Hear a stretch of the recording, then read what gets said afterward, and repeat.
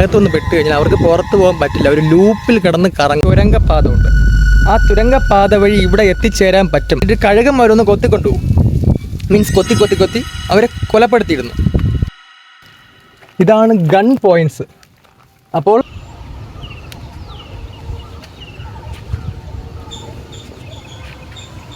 Hello guys, നമ്മളിപ്പോൾ നിൽക്കുന്നത് 1000-ഓളം ആൾക്കാരെ എരിച്ചിട്ടുള്ള ഒരു ശ്മശാനത്തിലാണ്.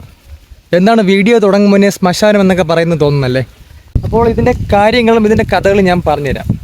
വീഡിയോഗ്രാഫേഴ്സ് ആരും ഇല്ലാത്തതുകൊണ്ട് ഒറ്റയ്ക്കാണ് എടുക്കുന്നത്. വീഡിയോയിൽ എന്തെങ്കിലും കുറ്റങ്ങളും കുറവുകളും ഉണ്ടെങ്കിൽ ക്ഷമിക്കണം. തനിച്ചെടുക്കുമ്പോൾ കുറച്ച് പോരായ്മകൾ തോന്നും. അപ്പോൾ ഈ ശ്മശാന കോട്ട കയറുന്ന വഴി ഒരു ആൽമരം കാണാം. ഒരു വലിയ ആൽമരമാണ്. അപ്പോൾ സത്യം പറഞ്ഞാൽ ഈ പരിസരത്ത് ആരുമില്ല. ഭയങ്കര നിശബ്ദതയാണ്. ഈ നിശബ്ദത കൂടുമ്പോഴും നമുക്കൊരു ചെറിയൊരു പേടി പോലെ ഉണ്ടാവും. ഈ ശ്മശാന കോട്ടയുടെ കഥ അറിഞ്ഞപ്പം അതിലും ഭയങ്കര പേടിയുണ്ടായി. പക്ഷേ എന്തായാലും ഇത് ഒന്ന് കാണണം, വിസിറ്റ് ചെയ്യണം. അധികം ആർക്കും അറിഞ്ഞുകൂടാത്ത ഒരു സ്ഥലമാണിത്.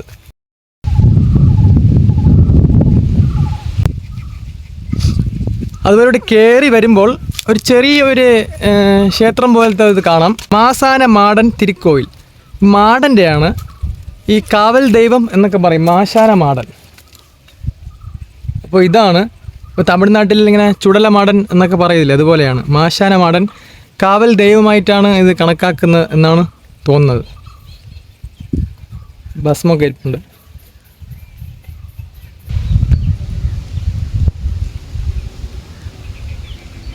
സത്യം പറഞ്ഞാൽ വളരെ ഒരു ശാന്ത സുന്ദരമായ ഒരു സ്ഥലം തന്നെയാണ്. ഞാൻ നേരത്തെ പറഞ്ഞു ശ്മശാന കോട്ട അഥവാ മയ്യക്കോട്ട. അപ്പോൾ നിങ്ങൾക്ക് തോന്നും എന്താ ഇതുവരെ ലൊക്കേഷൻ പറഞ്ഞില്ല എന്ന്. ഈ ലൊക്കേഷൻ വരുന്നത് നമ്മുടെ പത്മനാഭപുരം കൊട്ടാരം. ഈ കൊട്ടാരത്തിൻ്റെ അടുക്കലായിട്ടാണ്. കൊട്ടാരത്തിന് ഒരു 1-1.5 കിലോമീറ്ററേ ഉള്ളൂ. ഇത് പണ്ടത്തെ തെക്കൻ തിരുവിതാംകൂറിൻ്റെ തലസ്ഥാനമായിരുന്നു നമ്മുടെ പത്മനാഭപുരം കൊട്ടാരം. അപ്പോൾ അതിൻ്റെ അടുത്തുള്ള കോട്ടയാണ് ഈ ശ്മശാന കോട്ട അഥവാ മയ്യക്കോട്ട. അപ്പോൾ ചിലർക്ക് ഡൗട്ട് വരും ഈ പത്മനാഭപുരം കൊട്ടാരം എവിടെയാണെന്ന്. എന്ന് വെച്ചാൽ പ്രത്യേകിച്ച് ഈ വടക്കൻ കേരളത്തിലുള്ള ആൾക്കാർക്ക് മാക്സിമം ഇത് അറിയാൻ ചാൻസ് കുറവാണ്. അപ്പോൾ ഇത് കന്യാകുമാരി ജില്ല പത്മനാഭപുരം എന്ന സ്ഥലത്തിൻ്റെ അടുത്താണ്. തിരുവനന്തപുരത്ത് നിന്ന് നാഗർകോവിൽ പോണ വഴിയിൽ തക്കല, അവിടെ നിന്ന് ഇടത്തോട്ടുള്ള വഴിയാണ് ഈ പത്മനാഭപുരം. ഈ പത്മനാഭപുരത്തിൻ്റെ അടുത്താണ് ഈ ശ്മശാന കോട്ട സ്ഥിതി ചെയ്യുന്നത്.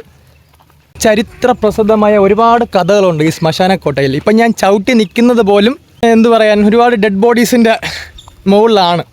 സത്യം പറഞ്ഞാൽ ആയിരക്കണക്കിന് ഡെഡ് ബോഡീസിനെ ദഹിപ്പിച്ച ഒരു സ്ഥലമാണ് ഈ ശ്മശാന കോട്ട. അപ്പോൾ ഇതിൻ്റെ കഥകളും കാര്യങ്ങളും ഇനി മുകളിൽ കയറിയിട്ട് പറയാം. കുറച്ച് കയറാനുണ്ട് ഈ കോട്ടയിൽ.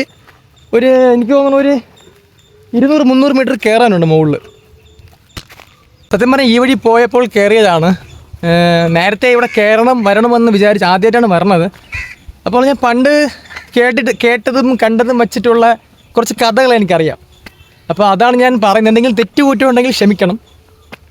ഇതിന് ഒരുപാട് ചരിത്രങ്ങളുണ്ട്. പക്ഷേ എല്ലാം ഒന്നും അറിയില്ല. എനിക്കറിഞ്ഞ ചരിത്രങ്ങൾ ഞാൻ പറയാം. നിങ്ങൾക്ക് കാണാൻ പറ്റും ഒരുപാട്. ഇതിൻ്റെ സൈഡിൽ തന്നെ ഈ മരുന്ന് കോട്ടയും ഇതിൻ്റെ ഓപ്പോസിറ്റായിട്ട് വരും. നല്ല പ്രകൃതി രമണീയമായ സ്ഥലമാണ്. നല്ല സുന്ദരമായ സ്ഥലം.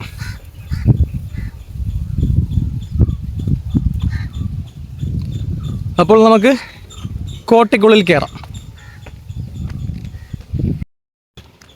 അപ്പോൾ നമ്മളിതിൻ്റെ എൻട്രൻസിൽ എത്തിയിട്ടുണ്ട്. ഈ കവാടത്തിൽ, ഈ ശ്മശാന കോട്ടയുടെ കവാടത്തിൽ എത്തിയിട്ടുണ്ട്.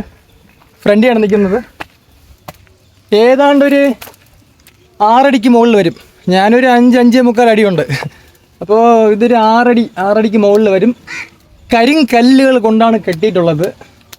എനിക്ക് തോന്നുന്നു അന്ന് നിർമ്മിച്ച ഒരു മാറ്റവും വന്നിട്ടില്ല. കണ്ടാൽ അറിയാം, കരിങ്കല്ല് കൊണ്ടാണ് കെട്ടിയിട്ടുള്ളത്. അപ്പോൾ നമ്മളിപ്പം കയറി വന്നത് ഒരു 200 മീറ്റർ, താഴെ 200 മീറ്റർ കയറി വരേണ്ടി വരും ഇവിടെ എത്താൻ വേണ്ടി. അതുപോലെ താഴെ നിന്നും ഒരു 100-150 അടിയിലേ കാണുള്ളൂ. ഇത് താഴെ നിന്ന് 100-150 അടി കാണും മുകളിലേക്ക്. അപ്പോൾ വേറെ വിശേഷങ്ങൾ അകത്ത് പോയിട്ട് നോക്കാം. അപ്പോൾ കോട്ടയുടെ അകത്ത് നമ്മൾ കയറിയിട്ടുണ്ട്. ഇതാണ് കോട്ടയുടെ അകത്തുള്ള വിഷ്വൽസ്. ഇവിടെ കുറേ കുപ്പിയൊക്കെ കിടപ്പുണ്ട്. ഈ മദ്യ കുപ്പികളാണ്. ദയവേത് ഒരു കാര്യം മാത്രമേ പറയാനുള്ളൂ, ഇതുപോലെ ചരിത്ര പ്രസിദ്ധമായ സ്ഥലത്തിൽ വന്ന് ഇതുപോലെ മദ്യം കഴിക്കുന്നതൊക്കെ ഒന്ന് നിർത്തണം. സത്യം പറഞ്ഞാൽ നിങ്ങൾക്ക് കഴിക്കാൻ ഒരുപാട് കുപ്പികൾ താഴെ കിടപ്പുണ്ട്. നിങ്ങൾക്ക് ഒരുപാട് സ്ഥലങ്ങളുണ്ട്, ഈ ബാറുണ്ട്, അതുപോലെ ഒരുപാട് സ്ഥലങ്ങൾ, അവിടെ നിങ്ങൾക്ക് കഴിക്കാം. ഇതുപോലെ ചരിത്ര പ്രസിദ്ധമായ സ്ഥലത്ത് വന്ന് ഇങ്ങനെ ഒന്നും ചെയ്യല്ലേ. കാരണം എന്ന് വെച്ചാൽ ഇത് എല്ലാവരും അറിയപ്പെടേണ്ട ഒരു സ്ഥലം തന്നെയാണ് ഈ ശ്മശാനക്കോട്ട. ചരിത്ര പ്രസിദ്ധമായ ഒരു ടൂറിസ്റ്റ് സ്പോട്ട് ആവേണ്ട സ്ഥലം തന്നെയാണ്. അപ്പോൾ ഇങ്ങനെയൊക്കെ ആയിക്കഴിഞ്ഞാൽ ഈ ഫാമിലികൾ വരാൻ ഭയപ്പെടും. എന്ന് വെച്ചാൽ ഫാമിലീസ് ഒന്നും വരില്ല. ഇങ്ങനെ മദ്യക്കുപ്പികളും ഇങ്ങനെയൊക്കെ ഒരുപാട് മദ്യക്കുപ്പികൾ കാണാം. എനിക്ക് കണ്ടാലറിയാം, ഒരുപാട് കുപ്പികൾ ഇവിടെ കിടപ്പുണ്ട്. അപ്പോൾ എനിക്കൊന്നേ പറയാനുള്ളൂ, ഇതുപോലെ പ്രസിദ്ധമായ സ്ഥലത്ത് വന്ന് ഇതുപോലത്തെ അനാവശ്യ കാര്യങ്ങൾ, സാമൂഹ്യ വിരുദ്ധന്മാർ ഇതുപോലെ അനാവശ്യ കാര്യങ്ങൾ ചെയ്യാതിരിക്കുക.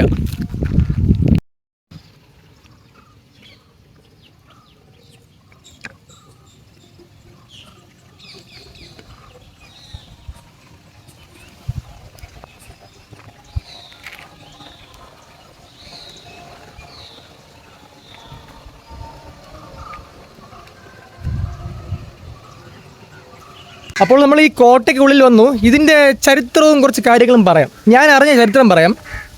1700 കാലഘട്ടത്തിൽ നമ്മുടെ തിരുവിതാംകൂറിൽ ഒരു ശക്തനായ രാജാവ് ഉണ്ടായിരുന്നു. നിങ്ങൾക്ക് എല്ലാവർക്കും അറിയാം, നമ്മുടെ അനിഴം തിരുനാൾ മാർത്താണ്ഡവർമ്മ മഹാരാജാവ്. അപ്പോൾ നമ്മുടെ അനിഴം തിരുനാൾ മഹാരാജാവിൻ്റെ കാലത്തിൽ 1700കളിലാണ് പുള്ളിയുടെ കാലഘട്ടം.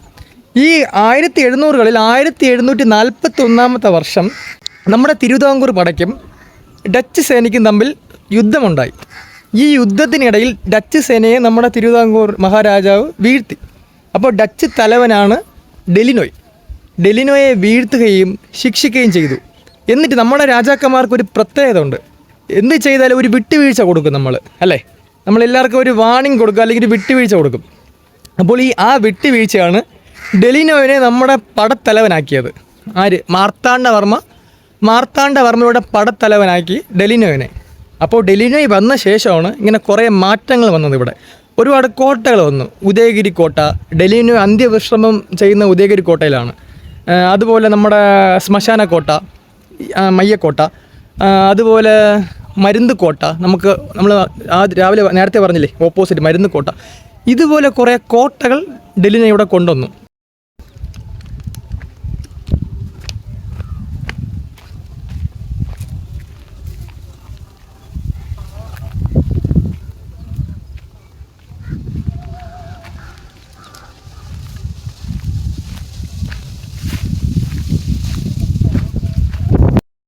അപ്പോൾ ശ്മശാനക്കോട്ട ഇവിടെ നിർമ്മിക്കാൻ കാരണമെന്ന് വെച്ചാൽ നമ്മുടെ ഭടന്മാർ, യുദ്ധത്തിൽ മരിക്കുന്ന ഭടന്മാർ, അതുപോലെ നാട്ടിന് വേണ്ടി നമ്മുടെ ജീവൻ ത്യാഗം ചെയ്യുന്ന ഭടന്മാരൊക്കെ ദഹിപ്പിക്കാൻ വേണ്ടിയാണ് ഈ ശ്മശാനക്കോട്ട ഇവിടെ കൊണ്ടുവന്നത്.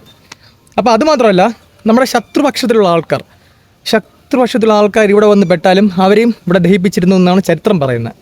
പിന്നെ അത് മാത്രമല്ല കേട്ടോ, അപ്പോൾ നമ്മുടെ പത്മനാഭപുരം കൊട്ടാരത്തിൻ്റെ അകത്ത് നിങ്ങൾ കണ്ടിട്ടുണ്ടെന്നറിയില്ല, ചിത്രകൂടം എന്ന് പറഞ്ഞുകൊണ്ട് ഒരു സാധനം ഉണ്ടായിരുന്നു. അതും ഇങ്ങനെ ഇതുപോലെ ഇരിക്കും, വലിയ സാധനം. അപ്പോൾ നമ്മുടെ ദേശദ്രോഹികൾ, അതുപോലെ ശത്രുപക്ഷത്തുള്ള ആൾക്കാർ, ദേശത്തിനെതിരായിട്ട് പ്രവർത്തിക്കുന്നവർ, ദേശദ്രോഹം ചെയ്യുന്ന ആൾക്കാർ, അവരെയൊക്കെ പിടിച്ച് ഇവിടെ തൂക്കും. അപ്പം ഇതുപോലത്തെ മരങ്ങളിൽ തൂക്കിയിട്ടിട്ട് പോവും. എന്നിട്ട് കഴുകന്മാർ ഒന്ന് കൊത്തിക്കൊണ്ടുപോകും. മീൻസ് കഴുകന്മാർ കൊത്തി കഴിക്കും അവരെ ബോഡി. അങ്ങനെ ഒരുപാട് ശിക്ഷകൾ കൊടുത്തിരുന്നു. മെയിൻലി ഈ ദേശദ്രോഹികൾക്കാണ് ഈ ശിക്ഷ കൊടുത്തിരുന്നതാണ് ഞാൻ അറിഞ്ഞത്. ചരിത്രത്തിൽ കുറേ വായിച്ചപ്പോൾ മനസ്സിലായ കാര്യങ്ങളാണ് മുൻപ്.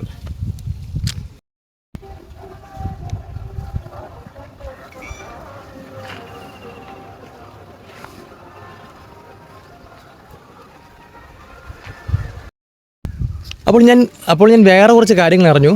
ഈ ശത്രുപക്ഷത്തുള്ള ആൾക്കാർ, അല്ലെങ്കിൽ അങ്ങനത്തെ ആൾക്കാർ ഇവിടെ വന്ന് പെട്ട് കഴിഞ്ഞാൽ അവർക്ക് പുറത്ത് പോകാൻ പറ്റില്ല. ഒരു ലൂപ്പിൽ കിടന്ന് കറങ്ങും കുറേ കാലം. ഒരു ലൂപ്പാണ്. ആ ലൂപ്പിൽ കിടന്ന് ഇതിൻ്റെ അകത്തൊന്നും പെട്ട് കഴിഞ്ഞാൽ പുറത്ത് പോകാൻ പറ്റില്ല അവർക്ക്. എത്ര ശ്രമിച്ചാലും പറ്റില്ല എന്ന് ഞാൻ കേട്ടിട്ടുണ്ട്. എത്രത്തോളം സത്യം എന്നറിയില്ല. അതുപോലെ വേറൊരു കാര്യം കേട്ടതെന്ന് വെച്ചാൽ, ഈ എന്തെങ്കിലും പത്മനാഭപുരം കൊട്ടാരത്തിൽ ജീവിച്ചിരുന്ന ആൾക്കാർക്ക് എന്തെങ്കിലും പ്രശ്നമോ എന്തെങ്കിലും ഡേഞ്ചറസ് സിറ്റുവേഷനോ വന്നാൽ അവിടെ ഒരു തുരങ്കപ്പാത ഉണ്ട്. ആ തുരങ്കപ്പാത വഴി ഇവിടെ എത്തിച്ചേരാൻ പറ്റും എന്നും പറയുന്നുണ്ട്. അവിടെ ഒരു രഹസ്യ തുരങ്കപ്പാത ഇപ്പോഴും ഉണ്ട്. ആ തുരങ്കപ്പാത വഴി ഇവിടെ വന്ന് ചേരാൻ പറ്റും എന്നും പറയുന്നത് അതും എത്രത്തോളം സത്യം എന്നറിയില്ല, പക്ഷേ അത് കേട്ട കാര്യങ്ങളാണ്. അപ്പോൾ നമുക്കിത് കാണാം. ഇതാണ് ഗൺ പോയിൻ്റ് എന്ന് തോന്നുന്നു. അപ്പോൾ ശത്രുപക്ഷത്തുള്ള ആൾക്കാരെ ഇപ്പോൾ ഇവിടെ ശ്മശാന കോട്ടയായെങ്കിൽ പോലും നമുക്ക് എപ്പോഴും ഒരു ഡേഞ്ചർ പ്രതീക്ഷിച്ച് കഴിഞ്ഞാൽ ഈ ശത്രുപക്ഷത്തുള്ള ആൾക്കാരെ നമുക്ക് നോട്ട് ചെയ്യാൻ പറ്റും. അപ്പോൾ ഈ വഴിയാണ് നോട്ട് ചെയ്തിരുന്നത്. ഈ വഴി നോട്ട് ചെയ്ത് ഗൺ പോയിൻ്റായിട്ട് ട്രിഗർ ചെയ്ത് വയ്ക്കും. ഷൂട്ട് ചെയ്യാനും പെട്ടെന്ന് ഇങ്ങനെ ഒളിക്കാനും അത് അങ്ങനത്തെ ഒരു മെറ്റീരിയലാണ്. എത്ര ഷൂട്ടിങ് മീൻസ് എത്ര ബുള്ളറ്റ് കൊണ്ടാലും ഒന്നും പറ്റാത്ത ഒരു ക്വാളിറ്റി മെറ്റീരിയൽ കൊണ്ടാണ് നിർമ്മിച്ചിട്ടുള്ളത്.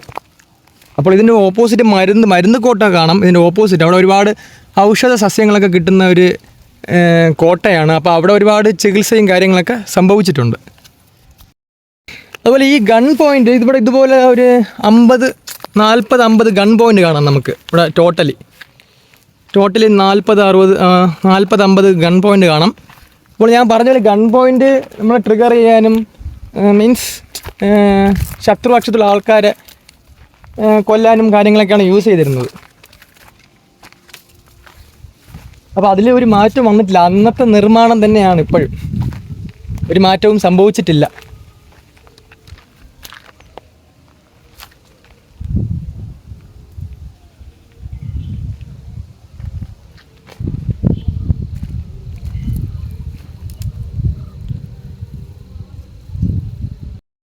അപ്പോൾ നമ്മൾ ഏറ്റവും മുകളിലാണ്. അപ്പോൾ നമ്മളിങ്ങനെ ഈ ശ്മശാന കോട്ടയുടെ വിശേഷങ്ങളും കാര്യങ്ങളൊക്കെ നോക്കി.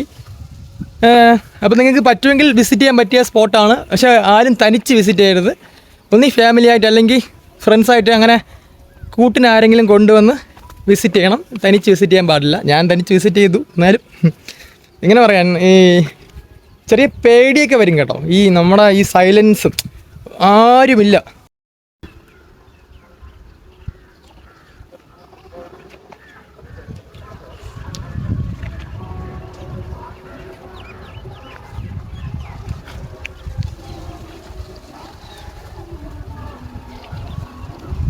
ഈ വീഡിയോ എത്രത്തോളം നിങ്ങളിൽ എത്തുമെന്ന് അറിഞ്ഞൂടാ. ഞാൻ കണ്ട കാഴ്ചകളാണോ നിങ്ങൾ കാണുന്നത് എനിക്കറിയില്ല.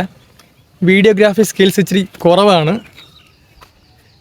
പിന്നെ നമ്മൾ തനിച്ചെടുക്കുമ്പോഴേ നമുക്ക് ഇച്ചിരി പ്രയാസമാണ്. അടുത്ത പുതിയൊരു വീഡിയോ വീണ്ടും കാണാം. നിങ്ങൾ നമ്മുടെ ചാനൽ ഇതുവരെ സബ്സ്ക്രൈബ് ചെയ്തില്ലെങ്കിൽ ഒന്ന് സബ്സ്ക്രൈബ് ചെയ്യുന്ന കാര്യം പരിഗണിക്കണം. നമ്മുടെ ചാനലിൽ ഈ വ്ളോഗ്സ് മാത്രമല്ല ഒരുപാട് കാര്യങ്ങൾ വരും.